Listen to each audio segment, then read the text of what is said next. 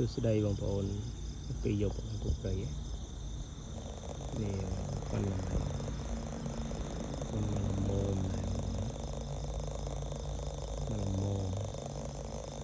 ជិះឡើងនៅអញ្ចឹងបាទអាហ្នឹងមួយ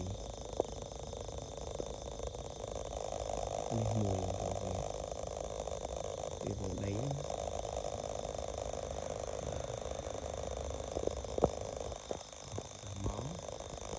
មានមួយទៀត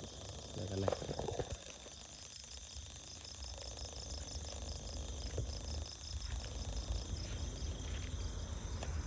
ៀត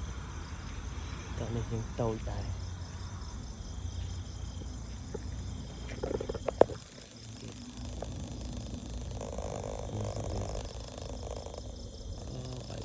បាយណា